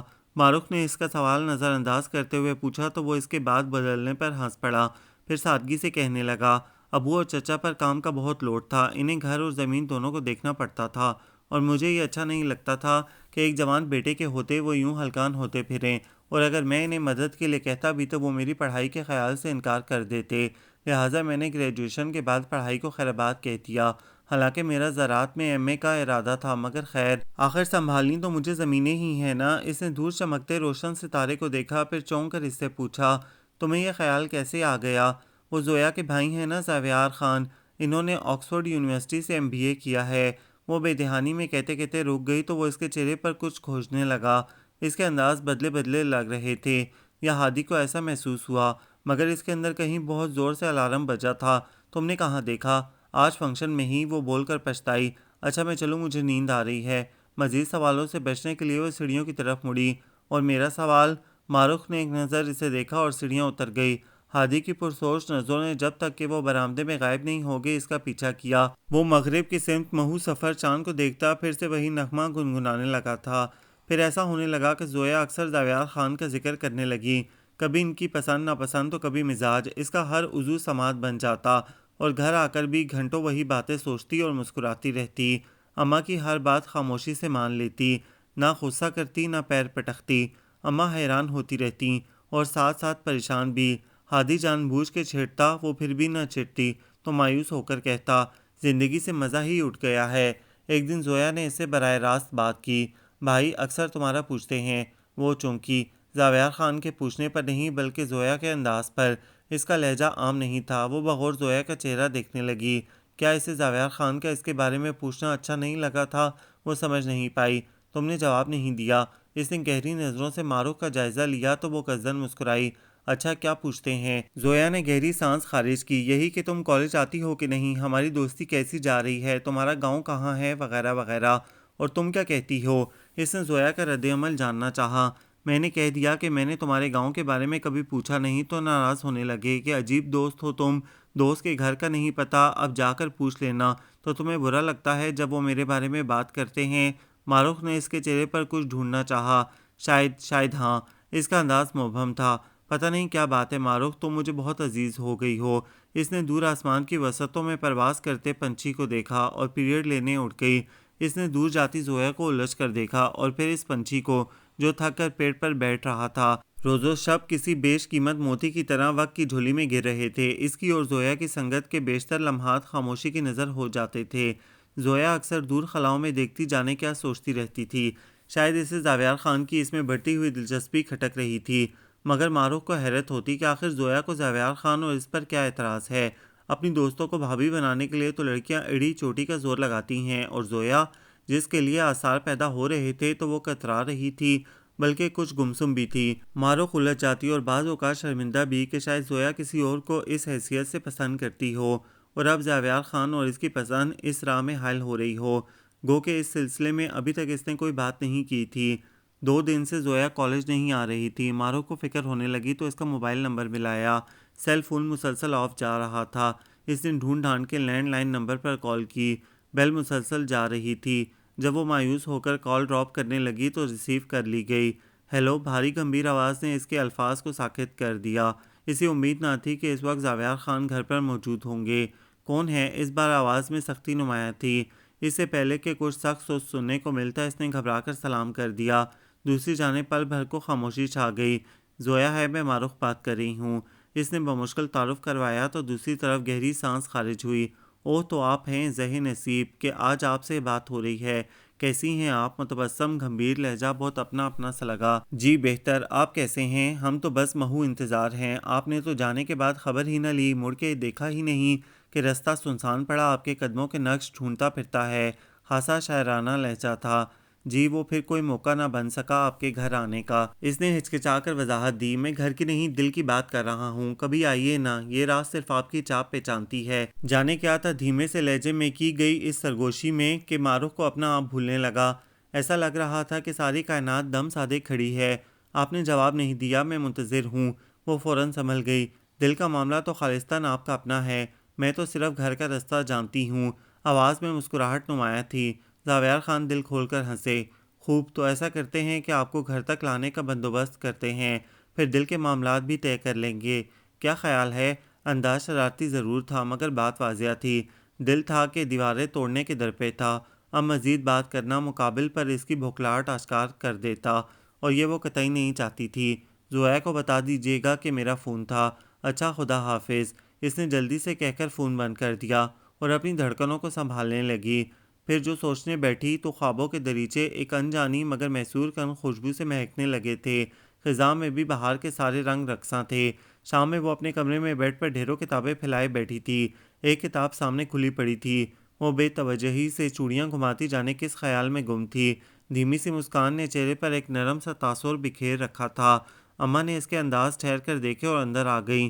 پر تو تم رہی نہیں ہو، میرا ہاتھ ہی بٹا دیتی۔ ان کی آواز سن کر وہ چونکی۔ جی اماں، مجھ سے کچھ کہا؟ کن سوچوں میں ہو کہ دھیان سے پڑھتی ہو نہ کھاتی ہو؟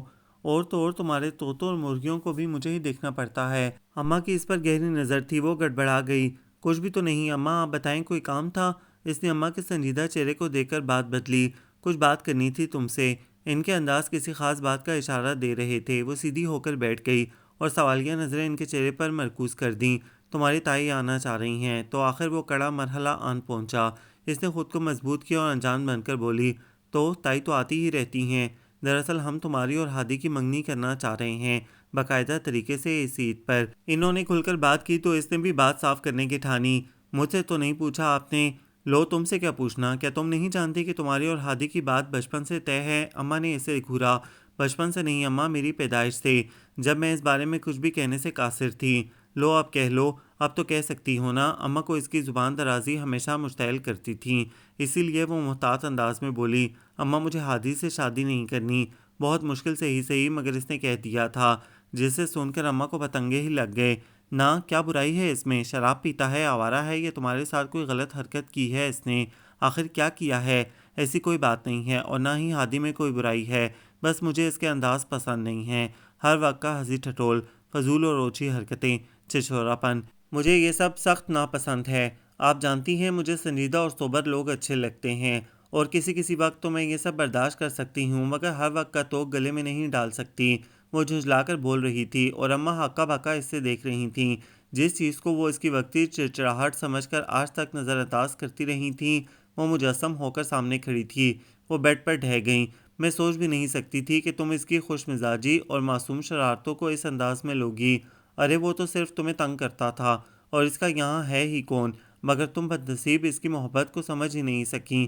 اور کچھ نہیں تو کم از کم اپنے باپ کی محبت کا ہی خیال کر لو، اور یہ بھی نہیں تو دو گھرانوں کے تعلقات کا ہی کچھ احساس کر لو۔ کیوں محبتیں برباد کرنے پر تلی ہو؟ اماں کا ٹوٹا ٹوٹا لہجہ اسے کمزور کر رہا تھا، اور وہ کمزور پڑنا نہیں چاہتی تھی۔ اماں اگر ابا کو مجھ سے محبت ہے تو انہیں میری خوشی ہی سب سے زیادہ عزیز ہوگی، اور تایا تائی سے ہمارے تعلقات کوئی اس رشتے کی وجہ سے تو نہیں ہے، اس لیے اگر یہ رشتہ نہ بھی ہو تو وہ بابا کے بھائی بھابھی ہی رہیں گے۔ وہ سر جھکائے اپنے موقف کے حق میں دلائل پہ دلائل دے رہی تھی، یہ دیکھے بغیر کہ اس کی اماں کے دلائل اولاد کے توڑے ہوئے مان کی کرچیوں میں لہو لہان بے بس پڑے تھے۔ ماہی کہیں کوئی اور تو نہیں؟ انہوں نے انجانے خوف کے تحت پوچھا تو وہ پل بھر کو خاموش ہو گئی۔ پھر سوچا کہ ابھی سے زاویار خان کے بارے میں اماں کو کچھ نہیں بتانا چاہیے، کہ ان کو پہلے ہی اس کے انکار نے شدید دھچکا پہنچایا تھا، اور ایسے میں زاویار خان کا نام لینا خود ہی اپنے پاؤں پر کلہاڑی مارنے کے مترادف تھا۔ سر کو نفی میں ہلا دیا، نہیں اماں ایسی کوئی بات نہیں ہے، مگر پھر بھی میں ہادی سے شادی نہیں کروں گی۔ اس کے لہجے کی مضبوطی سے ہادی کا ہاتھ کانپا اور کانچ کے برتن بج اٹھے۔ وہ جو برتن واپس کرنے آیا تھا کہ اپنا نام سن کر قدم تھم گئے۔ پھر جو کچھ اس کے کانوں نے سنا تو دل نے جیسے دھڑکنے سے ہی انکار کر دیا۔ برتن کھنکنے کی آواز سے ماروخ اور اماں چونک گئے، مگر جب تک اماں اٹھ کر باہر جاتیں وہ برتن میز پر رکھ کر جا چکا تھا۔ سائرہ بیگم نے دروازے کے پیچھے غائب ہوتے ہادی کی پشت کو دکھ اور حسرت سے دیکھا، اسی لیے تو کہتی تھی مرید علی سے، مت پڑھاؤ اسے شہر کے کالج میں، مگر کسی نے میری نہیں سنی۔ اب بتاؤں گی اس کے باپ کو، خود ہی بات کرے گا اپنی لاڈلی سے۔ انہوں نے کھا جانے والی نظروں سے اسے دیکھا اور چلی گئیں۔ مارو کو کچھ سکون ہوا کہ ایک مرحلہ تو ختم ہوا، اب بابا کے بات کرنے سے گھبراہٹ ہو رہی تھی۔ ایک پل کو اسے ہادی کے لیے بھی افسوس ہوا تھا، پھر بے حسی سے سر جھٹک دیا، مگر پھر یوں ہوا کہ اگلے بہت سے دن گزر گئے، نہ بابا نے اس سے بات کی اور نہ ہی اماں نے دوبارہ یہ موضوع چھیڑا۔ اس دن کے بعد اس نے ہادی کو نہیں دیکھا تھا۔ اماں کا رویہ بھی بہت عجیب تھا، کوئی کام کرنے کو نہ کہتی، وہ خود سے ہی کچھ کر دیتی تو ٹھیک ہے، ورنہ اکیلی لگی رہتی، نہ اسے بلاتی نہ ڈانٹتی، وہ شرمندہ سی ہو جاتی۔ بابا بھی خاموش سے ہو گئے تھے، پہلے کی طرح ہنستے نہ بات کرتے، وہ انہیں دیکھتی رہتی مگر بلانے کی ہمت نہ ہوتی۔ پھر خود کو تسلی دیتی کہ یہ سب فطری رد عمل ہے، آخر اس نے ان کی برسوں کی خواہش کو رد کیا ہے، اتنا تو ان کا حق بنتا ہی ہے۔ البتہ تایا تائی کا رویہ نارمل ہی تھا، شاید ان کو کچھ بتایا ہی نہیں گیا تھا۔ وہ سوچتی رہتی، پھر سر جھٹک کر زاویار خان کے خواب پلکوں پر سجا کر آنکھیں مونتی اور مسکرا دیتی۔ ان کے لب و لہجے کی گھمبیرتا، ان کی باتوں اور شخصیت کے سحر نے اسے بری طرح جکڑ رکھا تھا، اتنا کہ اس کے لیے ہر چیز بے معنی ہو کر رہ گئی تھی۔ وہ بیڈ کی پشت سے ٹیک لگائے یک ٹک سامنے دیوار کو دیکھ رہا تھا، جہاں اس کی اور ماہی کی بچپن کی تصویر خوبصورت فریم میں مقید دیوار پر آویزاں تھی۔ وہ ماہی کے کندھے پر بازو پھیلائے، آنکھوں میں معصوم سی شرارت اور چہرے پر بھرپور مسکراہٹ سجائے کیمرے کی آنکھ میں جھانک رہا تھا، جبکہ ماروخ اس اچانک آفتاب پر بھوکلائی منہ بسورے کیمرے کو دیکھ رہی تھی۔ اس کو یہ تصویر بالکل پسند نہیں تھی، اسی لیے ایک دن ہادی نے چپکے سے یہ تصویر ان کے البم سے نکال لی تھی۔ وہ اکثر سوچا کرتا تھا کہ جب ماہی اس کمرے میں مالکانہ حقوق کے ساتھ آئے گی تو اس تصویر کو انلارج سائز میں دیوار پر آویزہ دیکھ کر اس کا رد عمل کیا ہوگا۔ اس کے چہرے پر بے اختیار مسکراہٹ بکھر گئی، جو اگلے ہی پل معدوم ہوتے ہوئے بالکل ختم ہو گئی تھی۔ وہ گہرا سانس خارج کرتا بیڈ پر چت لیٹ گیا۔ ماہی کے خیالات نے تو اسے دھچکا پہنچایا ہی تھا، مگر اس کے انکار نے تو جیسے اس سے مستقبل کی تمام خوشیاں ہی چھین لی تھیں۔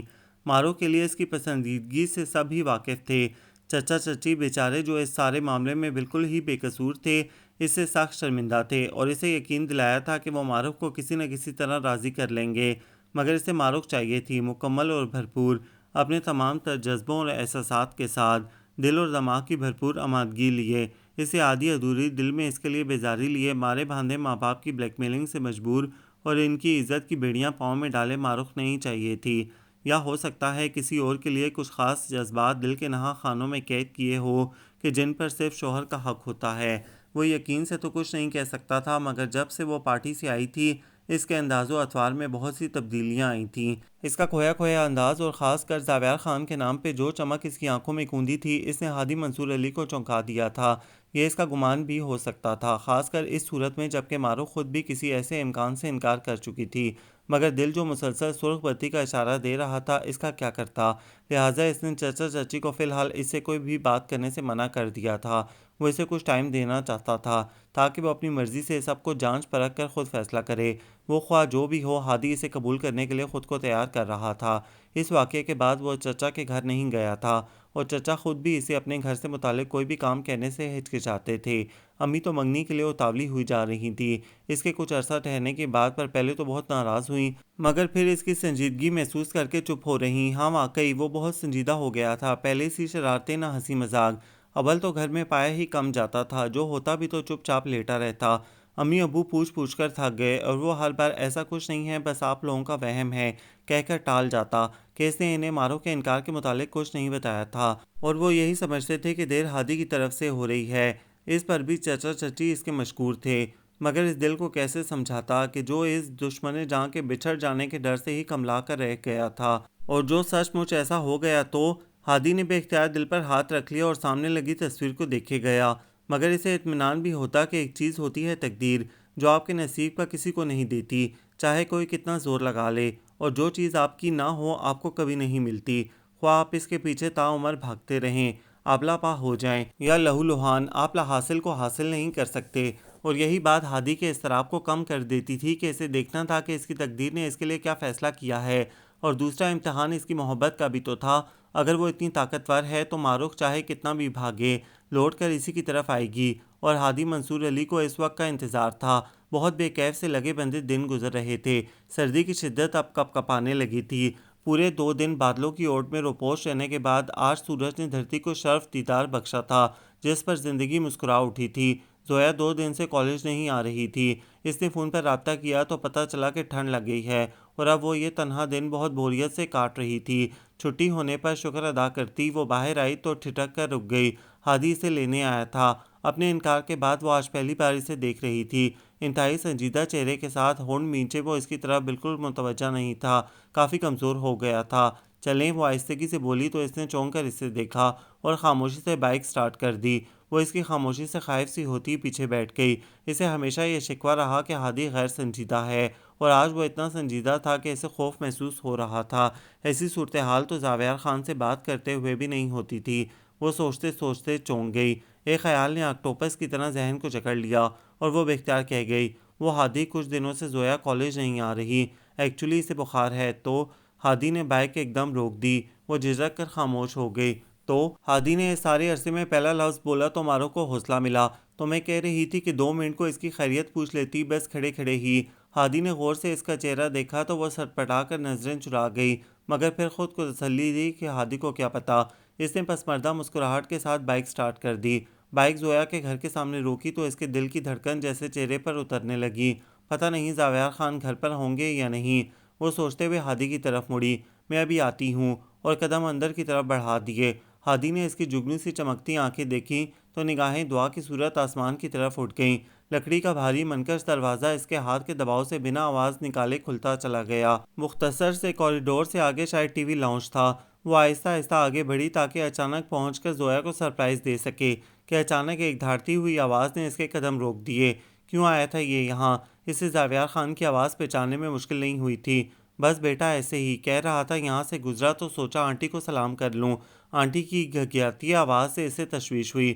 بہت خوب، یعنی کہ اتنے عرصے میں اسے آج ہی آنٹی کو سلام کرنا یاد آیا جبکہ زویا بی بی بھی گھر پر موجود ہے۔ مجھے تو یہ ان دونوں کی ملی بھگت لگتی ہے، یقیناً ان کا فون پر رابطہ ہوگا۔ زاویار خان کی آواز غصے سے پھٹ پڑ رہی تھی۔ نہیں بیٹا، تم غلط سمجھ رہے ہو، یہ تو ابھی آئی تھی جب میں چائے لینے کچن۔ آپ، اس نے ان کی بات کاٹ کر انگلی اٹھائی، آپ کیوں ان کی اتنی سائیڈ لے رہی ہیں؟ مجھے تو لگتا ہے آپ بھی اس سازش میں برابر کی شریک ہیں، مگر کان کھول کر سن لیں، میرے سامنے میرے ہی گھر میں یہ بے غیرتی کا ڈرامہ نہیں ہوگا۔ بہت دیکھ چکا ہوں میں ایسے ڈرامے، وہاں تو میرا کوئی بس نہیں چلتا تھا، لیکن یہاں میں یہ سب نہیں ہونے دوں گا، سمجھی تم؟ خراتی ہوئی آواز کے ساتھ ہی ایک نسوانی چیخ بلند ہوئی، شاید زویا کی۔ اسے لگا زویا کی آواز ہے۔ اس کی ٹانگیں بے تحاشا کانپ رہی تھیں، کھڑا رہنا دوبھر ہو رہا تھا۔ اسے فوراً دیوار کا سہارا لیا۔ زویا کی گھٹی گھٹی چیخیں وقفے وقفے سے سنائی دے رہی تھیں۔ شاید اسے مارا تھا زاویار خان نے، بھلا کیسے؟ اس کے اعصاب جیسے مفلوج ہو رہے تھے۔ آپ بھی اسے سمجھا دیں، جب تک یہ اس گھر میں ہے اپنی حرکتوں کو قابو میں رکھے، کرتا ہوں اس کا کوئی بندوبست۔ غضب خدا کا، گھر میں بیٹھ کر ایسے دیدہ دلیری، جانے اور کب کب یہ ہماری آنکھوں میں دھول نہیں جھونکتی ہوگی۔ جو آج میں اچانک گھر نہ آیا ہوتا تو میں سمجھا شاید سدھر گئی ہوگی، مگر نہیں۔ بہرحال میں یہ بے حیائی اپنے گھر میں تو کسی صورت برداشت نہیں کروں گا۔ آپ اس کو بتا دیں کہ اگر اب بھی اس نے اپنے یہ عشق و عاشقی کے مظاہرے جاری رکھے تو بچے گی نہیں یہ میرے ہاتھوں، جان سے مار ڈالوں گا میں اسے۔ ہذیانیہ انداز میں چیختا وہ کوئی نفسیاتی مریض لگ رہا تھا۔ اس کے گھر میں تو تایا، بابا، حتیٰ کہ ہادی کو بھی اس نے کبھی بلند آواز میں بولتے نہیں دیکھا تھا۔ اب دفع ہو جاؤ یہاں سے، دور ہو جاؤ میری نظروں سے، جاؤ۔ وہ حقارت سے پھنکارتا جیسے دل سے اترتا جا رہا تھا، بہت نیچے کسی گہری کھائی میں۔ اسی پل اس کی نظر سیڑھیوں کی طرف بڑھتی زویا پر پڑی تو دل میں جیسے ٹیس سی اٹھی۔ بکھرے بال، چہرے پر بہتے آنسو، محترم بے جان آنکھیں، یہ وہ زویا تو نہ تھی جسے وہ جانتی تھی۔ سر اٹھاتے ہی زویا نے بھی اسے دیکھ لیا اور ساکت رہ گئی۔ عزیز دوست کے سامنے سنبھال سنبھال کر رکھا بھرم ٹوٹا تو اذیت جیسے آنکھوں میں کرچیاں بن کر چبھنے لگیں۔ مارو کے لیے کھڑا رہنا مشکل ہونے لگا تو نظریں چراتی دروازہ دھکیل کر باہر نکل آئی۔ قدم جسم کا بوجھ اٹھانے سے انکاری ہو رہے تھے کہ اصلیت کا جو پردہ اس کے سامنے چاک ہوا بہت تکلیف دہ تھا۔ زویا ایک مضبوط کردار کی لڑکی تھی، وہ اچھی طرح جانتی تھی، مگر زاویار خان، اس کی سوچنے سمجھنے کی صلاحیت جیسے سلب ہو رہی تھی۔ سوبر پن اور سنجیدگی کا بت پاش پاش ہو چکا تھا۔ دھیمی نرم آواز چیخوں میں دب کر رہ گئی تھی۔ مہربان مسکراہٹ شعلے اگلتی زبان سے ہار گئی تھی۔ وہ شخص جسے دیکھتے ہی تحفظ کا احساس ہوتا ہو، اگر وہی ہاتھوں میں پتھر پکڑے سنسار کرنے کے در پہ ہو تو جب محافظ ہی سر سے دوپٹہ کھینچ لے تو کیسا لگے گا؟ معروف لڑکھڑاتی آگے بڑھ رہی تھی۔ دروازے سے گیٹ تک کا مختصر سا راستہ میلوں پر محیط ہو چکا تھا۔ جو شخص اپنی بہن کی عزت کی دھجیاں اڑا رہا ہو وہ دوسری عورتوں کی کیا عزت کرے گا؟ اور عورت محبت کے بغیر تو زندہ رہ سکتی ہے لیکن عزت کے بغیر نہیں۔ اس کے کان سائیں سائیں کرنے لگے تھے۔ گیٹ سے نکلتے ہی جانے کس چیز سے ٹھوکر لگی کہ وہ لڑکھڑا گئی۔ گرنے کو تھی کہ دو مضبوط بازوؤں سے اسے تھام لیا۔ اس نے چونک کر دیکھا، وہ اسے سنبھالے پریشان چہرہ لیے پوچھ رہا تھا، کیا ہوا؟ تمہاری طبیعت تو ٹھیک ہے؟ وہ اس کا سفید پڑتا چہرہ دیکھ رہا تھا۔ ہاں نہیں، کچھ نہیں۔ وہ جیسے یکدم حواسوں میں لوٹ آئی تھی۔ میں ٹھیک ہوں، تم چلو یہاں سے۔ اس کے سہارے نے اس کے قدموں کو مضبوطی بخشی تھی۔ یہ احساس کہ وہ اکیلی نہیں ہے اس کے ٹوٹتے حوصلوں کو توقیت دے رہا تھا۔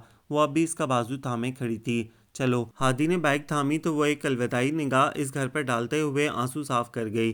وہ دونوں ایک دوسرے سے نظریں چراتی اپنے مخصوص بینچ پر بیٹھی تھیں۔ آج بہت دنوں بعد ان کا سامنا ہوا تھا اور دونوں ہی بات کرتے گھبرا رہی تھیں۔ اب کیسی طبیعت ہے تمہاری؟ مارو کو پہل کرنی پڑی۔ ٹھیک ہوں۔ اس نے مارو کی جانب دیکھنے سے گریز ہی کیا۔ مارو کچھ دیر اسے دیکھتی رہی اور جیسے ایک فیصلے پر پہنچ گئی۔ اس نے بات کرنے کی ٹھانی تاکہ زویا اس سے سب کچھ شیئر کر کے اپنے اندر کی گھٹن کو باہر نکالے جو نہ جانے کب سے جمع ہو کر اسے اذیت میں مبتلا کیے ہوئے تھی۔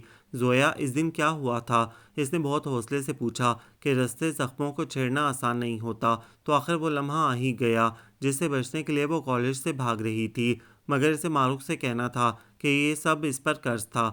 اس نے گہرا سانس لے کر کہنے کے لیے ہمت مجتمع کی، زیادہ کچھ نہیں، بس میرے بھائی کو شک رہتا ہے کہ میں ان کی غیر موجودگی میں لڑکوں سے راہ و رسم بڑھانے کے مواقع ڈھونڈتی ہوں، اسی لیے جب بھی وہ مجھے کسی کے پاس بیٹھے دیکھتے ہیں تو ہوش و حواس کھونے لگتے ہیں کہ میں یقیناً اس سے محبت کی پینگیں بڑھا رہی ہوں گی۔ وہ خود اذیتی کا شکار بہت صفاقی سے اپنے بقیے ادھیڑ رہی تھی۔ اس دن بھی کچھ ایسا ہی ہوا تھا۔ حذیفہ خان ڈیڈ کے دوست کا بیٹا حال ہی میں امریکہ سے یہاں شفٹ ہوا ہے، اتفاق سے ادھر سے گزرا تو ممی سے ملنے چلا آیا۔ میری طبیعت کچھ ٹھیک نہیں تھی، دھوپ نکلی تو لان میں بیٹھنے کو جی چاہا، نیچے آئی تو وہ سامنے بیٹھا تھا۔ ممی کچن میں چائے دیکھنے گئی تھی، مجھے اچھا نہ لگا کہ خاموشی سے گزر جاؤں، جبکہ وہ مجھے دیکھ بھی چکا تھا۔ میں مجبوراً ممی کی واپسی تک کا خیال لیے وہیں بیٹھ گئی۔ بس تبھی زاویار بھائی بھی اپنی کوئی فائل لینے چلے آئے۔ ہمیں اکیلے بیٹھے دیکھ کر ان کے چہرے کا رنگ بدل گیا۔ مجھے اسی بات کا اندیشہ تھا، اسی لیے میں خوفزدہ ہو گئی، جانتی تھی آگے کیا ہونے والا ہے، لیکن کسی دوسرے کے سامنے عزت نفس کا پندار ٹوٹے تو بہت تکلیف ہوتی ہے، مگر اللہ نے میری عزت رکھ لی اور وہ بھائی کے رویے سے بیزار ہو کر جلد ہی چلا گیا، اور اس کے بعد جو کچھ ہوا تم جانتی ہی ہو۔ لیکن تم پریشان نہ ہو، میں یہ سب سہنا سیکھ رہی ہوں کہ جو چیز ہماری زندگیوں کا حصہ بن جائے اس کی عادت ڈال لینا ہی ہمارے حق میں بہتر ہوتا ہے، پر یہ دل بھی نا ایک بار تو جینے سے ہی انکاری ہو جاتا ہے، مگر کیا کرے، مجبور ہے نا میری طرح جینا پڑتا ہے۔ اس کا ضبط ٹوٹ گیا اور وہ پھوٹ پھوٹ کر رو دی۔ مارو کا دل اپنی دوست کے اس درد پر رو رہا تھا۔ اس نے زویا کو ساتھ لگا کر تسلی دی اور اسے جی بھر کر رونے دیا۔ یہ مرد کا کون سا روپ تھا، وہ نہیں جانتی تھی کہ اس کے گھر میں تو مرد محافظ تھا، شفیق تھا، عورت خواہ وہ ماں ہو، بیوی یا بیٹی، ہر روپ میں معتبر تھی، ہر حال میں باعزت۔ وہ سر جھٹک کر دکھ سے بولی، یقین نہیں آتا کہ آکسفورڈ یونیورسٹی کا ڈگری ہولڈر اتنا جاہل کیسے ہو سکتا ہے، سارا کیا دھرا ہی اسی آکسفورڈ کا ہے۔ پہلے بھائی تھوڑا بہت شکی مزاج تو تھے، مگر مجھ سے بہت پیار کرتے تھے۔ اس کی آنکھوں میں خوبصورت ماضی کے جگنو چمکنے لگے تھے۔ پھر وہ باہر پڑھنے چلے گئے اور وہاں انہوں نے عورت کی بے وفائی اور فریب کے جانے کون سے مظاہرے دیکھے کہ ان کا عورت پر سے اعتبار ہی اٹھ گیا۔ ان کے دماغ میں یہ بات جیسے بیٹھ گئی کہ عورت چاہے جتنی بھی آپ کی بنی رہے، اس کی فطرت میں دھوکہ ہے۔ پھر یہاں آ کر بھی ہمارے جاننے والوں میں کچھ واقعات ایسے ہوئے کہ ان کی بے اعتباری بڑھتی گئی، بس پھر انہیں مجھ پر بھی شک ہونے لگا۔ جب بھی مجھے کسی کے ساتھ ہنستے باتیں کرتے دیکھتے مشکوک ہو جاتے اور خوب واویلا مچاتے، مگر اب تو نوبت مار پیٹ تک پہنچ گئی ہے۔ حالانکہ ہماری سوسائٹی میں لڑکے لڑکی کی دوستی کو معیوب نہیں سمجھا جاتا، پھر بھی میں بہت احتیاط کرتی ہوں کیونکہ مجھے خود یہ سب کچھ پسند نہیں ہے۔ مگر بھائی، اس نے بھرائی ہوئی آواز میں بات ادھوری چھوڑ دی، او مائی گاڈ، حالانکہ باہر جا کر لوگ مزید آزاد خیال ہو جاتے ہیں، مگر یہاں تو معاملہ ہی الٹا ہے۔ لیکن یہ دنیا ہے، یہاں سب کچھ ممکن ہے، کچھ بھی باعث حیرت نہیں۔ وہ ابتدائی شوق کی کیفیت سے نکلتے ہوئے نہایت افسوس سے اس ساری صورتحال کا تجزیہ کر رہی تھی۔ ویسے میں نے سنا تھا بھائی ممی کو تمہارے بارے میں بتا رہے تھے، شاید وہ جلد ہی تمہاری طرف آئیں۔ زویا سب کچھ کہہ چکنے کے بعد اب قدرے بہتر محسوس کر رہی تھی، جبکہ مارو کی اپنی کیفیت عجیب سی ہو رہی تھی۔ کیوں؟ اس نے تجاہل عارفانہ سے کام لیا۔ ظاہر ہے تمہارے رشتے کے لیے۔ زویا نے اس کی اجنبیت کو حیرت سے دیکھا، مگر یہ ممکن نہیں کیونکہ میرا رشتہ تو اپنے تیازات سے بچپن سے طے ہے۔ اس نے بلا ارادہ ہی وہ سب کہہ دیا جس سے اسے چڑ تھی۔ اسے خود پر حیرت ہوئی۔ اچھا، زویا نے اچنبے سے اسے دیکھا، تم نے پہلے تو کبھی نہیں بتایا، پہلے کبھی اس بارے میں بات ہی نہیں ہوئی۔ وہ اس سے نظریں چرا کر قصدن مسکرائی۔ بہت بہت مبارک ہو۔ زویا کے پرجوش اور پرمسرت انداز نے اسے چونکا دیا۔ وہ اس کی آنکھوں میں لکھا سوال پڑھ کر پسمردگی سے مسکرا دی۔ میں جانتی ہوں تم میرے بارے میں کیا سوچتی تھی، یہی نہ کہ میں کیسی دوست ہوں جسے اپنی عزیز ترین دوست بطور بھابھی قبول نہیں۔ تمہیں شاید یاد ہو، ایک بار میں نے تم سے کہا تھا کہ تم مجھے بہت عزیز ہو، اور اس محبت کا یہی تقاضا تھا کہ میں جانتے بوجھتے تمہیں اس جہنم میں نہ دھکیلوں۔ میں مستقبل کے لیے پرامید ہوں کہ مجھے ہمیشہ اس گھر میں نہیں رہنا۔ ممی میرے لیے پروپوزل فائنل کر رہی ہیں، مگر بھائی سے شادی کے بعد تمہیں وہیں رہنا تھا، لہٰذا بہت جلد تمہیں اپنے جذباتی فیصلے کی سنگینی کا احساس ہو جاتا کہ عزت نفس کی دھچیاں سمیٹنا آسان نہیں ہوتا۔ ویسے بھی بھائی کو تم سے محبت نہیں ہے، انہیں صرف تمہاری معصومیت اور حیا نے متاثر کیا ہے، اور تم بھی شاید ان کی شخصیت سے متاثر ہوئیں۔ بہت سی لڑکیاں ہو جاتی ہیں لیکن صرف پسند اتنا کچھ برداشت نہیں کر سکتی۔ ہاں، محبت انسان کو کافی مضبوط اور بہادر بنا دیتی ہے، مگر بعض چیزیں محبت میں بھی برداشت نہیں کی جا سکتیں۔ تم یہ مت سمجھو کہ مجھے اپنے بھائی سے محبت نہیں ہے، یہ تو میرے خون میں شامل ہے، یا یوں کہو کہ میری مجبوری ہے، مگر میں سمجھتی ہوں کہ ان کے لیے ہماری سوسائٹی کی کوئی لڑکی ہی سوٹ کرے گی جس پر گھر کا پریشر نہ ہو، مضبوط فیملی بیک گراؤنڈ ہو، جو اپنے حق کے لیے بول سکتی ہو، یا کوئی بھی اور بھائی کی پسند سے ہو، مگر کم از کم تم نہیں ماروخ، تم بہت معصوم ہو، تمہارا ماحول، تمہارا فیملی بیک گراؤنڈ تمہیں اس سب کی اجازت کبھی نہیں دیتا، اور نتیجتاً تم دنیا سے، زندگی سے کٹ کر رہ جاتی، کیونکہ فی الحال بھائی کی بہتری کے کوئی چانسز نہیں ہیں۔ ڈاکٹر یا سائیکیٹرسٹ کے ذکر پر ہی وہ آپے سے باہر ہو جاتے ہیں کہ سب انہیں پاگل قرار دے رہے ہیں۔ ہو سکتا ہے آگے چل کر وہ بہتر ہو جائیں، اور میں تو ہر پل دعا کرتی ہوں کہ وہ ٹھیک ہو جائیں۔ وہ کہتے کہتے خاموش ہو گئی، آنکھوں میں پھر سے نمی تیرنے لگی تھی۔ ماروخ نے اس کے ہاتھ تھام لیے تو وہ اسے دیکھ کر مسکرائی۔ بس یہی سب سوچتی رہتی تھی میں، اور تم شاید میرے خلوص پر مشکوک تھیں۔ اپر سوسائٹی کی یہ ماڈرن لڑکی بظاہر لاپرواہ مگر اندر سے کتنی پرخلوص، کتنی حساس تھی۔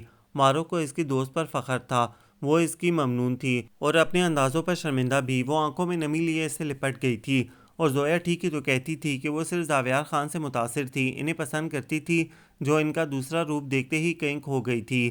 وہ اسے کھویا ہی رہنے دینا چاہتی تھی کہ ایک محبت اس کی راہ دیکھ رہی تھی، جو واقعی سچی تھی، کہ اسے لوٹنا پڑا تھا۔ مارو کے تصور میں محبت کی چمک لیے دو ستارہ آنکھیں جگمگائی تھیں۔ اسے بابا، اماں، تایا، تائی سب کے چہرے یاد آئے تھے۔ یہ یقیناً ان کی دعائیں ہی تھیں جنہوں نے اسے اس آزمائش سے بچا لیا تھا۔ وہ سب اس سے محبت کرتے تھے، اور وہ اتنی بیوقوف ہرگز نہ تھی کہ ایک وقتی پسند کے لیے اتنی محبتیں قربان کر دیتی۔ اس کا دل اس نئے فیصلے سے بہت پرسکون تھا۔ اس نے اماں کو جب ہادی کے لیے ہاں کہی تو وہ اتنی خوش ہوئیں کہ ماروخ شرمندہ ہو گئی۔ انہوں نے اسے لپٹا کر بہت دعائیں دیں، اور کم گو سے بابا بات بات پر کہہ کے لگانے لگے۔ اماں کے جسم میں تو جیسے بجلیاں بھر گئی تھیں، وہ بالکل پہلے جیسی ہو گئی تھیں۔ ہاں، بس یہ فرق پڑا تھا کہ وہ اسے ڈانٹتی نہیں تھیں، اس لیے کہ اب وہ ان کے گھر میں مہمان تھی۔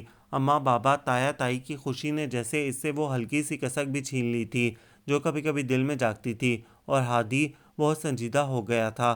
اس کے مثبت جواب کے بعد ایک بار آیا تھا، سنجیدہ چہرے پر تیوری چڑھائے وہ خوفزدہ ہو گئی۔ شاید یہ میرے انکار سے ناراض ہے اور اب مجھ سے بدلہ لے گا، وہ سوچے گئی، مگر پھر اسے تسلی ہوئی کہ اماں، بابا، تایا، تائی اس کے ساتھ تھے، وہ اکیلی نہیں تھی۔ آج چاند رات تھی۔ تایا تائی اس کی عیدی اور منگنی کی چیزیں لے کر آئے تھے جو عید کے تیسرے دن قرار پائی تھی۔ وہ ان سے پیار لیتی چھت پر چلی آئی۔ جرسی اور شال نے سردی کو کسی حد تک روک رکھا تھا۔ تاروں بھرا آسمان، روشن چاند، دل میں سکون اور خوشیاں ہی خوشیاں۔ وہ سرشار سی ہادی کو سوچنے لگی جو آج بھی نہیں آیا تھا۔ تبھی اس کے پیچھے آہٹ ہوئی، بہت بہت مبارک ہو۔ وہ اچھل پڑی، اف، تم نے تو مجھے ڈرا ہی دیا تھا۔ وہ دل پر ہاتھ رکھ کر بولی، مگر وہ ہنوز سنجیدہ رہا تو وہ کسیانی سی ہو گئی۔ تمہیں بھی مبارک ہو۔ کس چیز کی؟ وہ بدستور سنجیدہ تھا۔ ظاہر ہے چاند رات کی حیرت سے اسے دیکھنے لگی، مگر میں تو منگنی کی دے رہا تھا۔ وہ مسکراہٹ ہونٹوں میں دبائے آرام سے بولا تو وہ خجل ہو گئی اور رخ دوسری طرف موڑ لیا، مگر وہ اس کے سامنے آ کر کھڑا ہو گیا۔ مجھے یقین تھا کہ تم ضرور لوٹ آؤ گی۔ بچپن سے لے کر آج تک میں نے اپنا ہر جذبہ تمہارے نام کیا ہے، ہر لمحہ تمہارا انتظار کیا ہے۔ مجھے اپنی محبت پر یقین تھا، اور اللہ پر بھروسہ بھی کہ وہ کسی کی لگن ضائع نہیں کرتا۔ وہ اس کے یقین پر حیران ہو رہی تھی۔ اتنی محبت، وہ سوچ رہی تھی، اور وہ بول رہا تھا۔ چچا چچی تمہارے انکار کے بعد بہت پریشان تھے کہ وہ امی ابو کو کیا جواب دیں گے، مگر میں نے انہیں روک دیا۔ میں چاہتا تھا کہ تم سوچ سمجھ کر فیصلہ کرو، اور اگر اس کے بعد بھی تمہارا جواب انکار ہی ہوتا تو میں یہ الزام بھی اپنے سر لے لیتا، کیونکہ تمہاری رسوائی ہو، لوگ تمہیں برا بھلا کہیں، یہ میں برداشت کر ہی نہیں سکتا، کبھی بھی نہیں۔ وہ اسے اپنی محبت کا یقین دلا رہا تھا، اور وہ سوچ رہی تھی کہ یہی تو وہ شخص ہے جسے وہ نہ جانے کہاں ڈھونڈ رہی تھی، جو اس کا محافظ تھا، اس کا رکھوالا، جو محبت بعد میں کرتا تھا، پہلے اسے عزت دیتا تھا، جو اس کے انکار پر بھی بدگمان نہ ہوا تھا، اور وہ جو سمجھتی تھی کہ کبھی نہ کبھی اسے ہادی سے محبت ہو ہی جائے گی۔ حیران تھی کہ محبت کی کونپلیں تو اس کے اندر پھوٹ رہی تھیں، بے تحاشا پھوٹ رہی تھیں، یا شاید ایک ٹھوکر نے اسے محبت کی قدر کرنا سکھا دیا تھا۔ اس نے اپنے سامنے کھڑے شخص کو دیکھا کہ جس کے چہرے سے نکلتی محبت کی روشنی چاروں اور پھیل رہی تھی۔ اس نے اللہ کا شکر ادا کیا جس نے اس کے لیے بہترین کا انتخاب کیا تھا، اور ہلکی پھلکی ہو کر مسکرا دی۔ اور یہ تم اتنے سنجیدہ کیوں ہو گئے ہو؟ وہ جھجکتے ہوئے پوچھ بیٹھی تو وہ بے اختیار ہنس دیا۔ اچھا، یہ تو میں مستقبل کی پریکٹس کر رہا ہوں۔ تمہیں سنجیدہ لوگ اچھے لگتے ہیں نا؟ تو بس میں نے سوچا کہ شادی کے بعد سنجیدہ شوہر بن کر تم پر اتنا روب جھاڑوں گا کہ تم یہ کہنے پر مجبور ہو جاؤ گی، سنیے جی، آپ ہنستے کیوں نہیں؟ وہ منزل پا کر پرانی جون میں لوٹ چکا تھا، اور ماروخ اس کے رنگ میں رنگ رہی تھی، اور میں تو جیسے تمہارے روب میں آ ہی جاؤں گی نا۔ تایا سے شکایت لگا کر وہ پٹائی کرواؤں گی تاکہ سارا روب وہ بھول جاؤ گے۔ وہ دو بدو ہاتھ نچا کر بولی تو ہادی اس خالص بیویوں والے اسٹائل پر جیسے فدا ہی ہو گیا۔ پتہ ہے میں نے اپنے کمرے میں ہمارے بچپن کی وہ تصویر انلارج کروا کر لگا رکھی ہے جو تمہیں ناپسند تھی۔ وہ جو اسے سرپرائز دینا چاہتا تھا جوش میں بتاتا چلا گیا۔ کیا؟ میں وہ تصویر اس جگہ ہرگز نہیں رہنے دوں گی۔ وہ کمر پر ہاتھ رکھ کر چلائی۔ آخر کیوں؟ وہ اپنی جلد بازی پر پچھتاتا گھبرا کر بولا۔ بھئی وہاں تو ہماری شادی کی تصویر لگے گی نا۔ وہ بے ساختہ بولی تو ہادی کا بلند و باق کہکا اسے اپنے الفاظ کا احساس دلا گیا۔ سنو، وہ اس کے جھیپے چھپے روح پر اپنی پرشوق نگاہیں جما کر بولا۔ تو معروف نے سوالیہ نظروں سے اسے دیکھا۔ میرے ساتھ چلو گی؟ وہ جانتی تھی لیکن مگر پھر بھی پوچھ بیٹھی۔ کہاں؟ دور چاند کے پار۔ وہ اپنے چاند کو نگاہوں میں بسا کر بولا۔ اسے تنگ کرنے کے لیے ٹھوڑی پر انگلی رکھ لی، پھر اس کے منتظر چہرے کو دیکھا اور مسکرا دی۔ جہاں جی چاہے لے جاؤ، میرے اختیار میں کیا ہے، سب کچھ تو اب تمہارا ہے۔ اتنے واضح اقرار پر ہادی کی آنکھیں ہمیشہ کی طرح ستارہ بن گئیں۔ وہ اسے بالکل نہیں پوچھنا چاہتا تھا کہ اس کے انکار کے بعد اقرار کے پیچھے کیا وجہ تھی۔ وہ یہ بھی نہیں جاننا چاہتا تھا کہ زویا کے گھر سے نکلتے وقت اس کی رنگت سفید اور ٹانگوں میں لڑکھڑاہٹ کیوں تھی، کہ یہ اس کا بھرم تھا، اور اس کا بھرم اسے خود سے بھی بڑھ کر عزیز تھا۔ وہ جو سننا چاہتا تھا سن چکا تھا۔ مارو کے لہجے کی سچائی نے اس کے رہے سہے خدشات بھی ختم کر دیے تھے۔ اس نے چاندنی میں دھلے چہرے کو محبت سے دیکھا، اور مارو کو اس ہنستے مسکراتے شخص کے سنگ ہمیشہ خوشی اور محبت عزت کے ساتھ ملنا تھی، یہ اسے یقین تھا۔ اس نے بدگمانی کے بادلوں سے جھانکتے محبت کے اس چاند کو مسکرا کر دیکھا جس نے ہر سو اجالا ہی اجالا بکھیر دیا تھا۔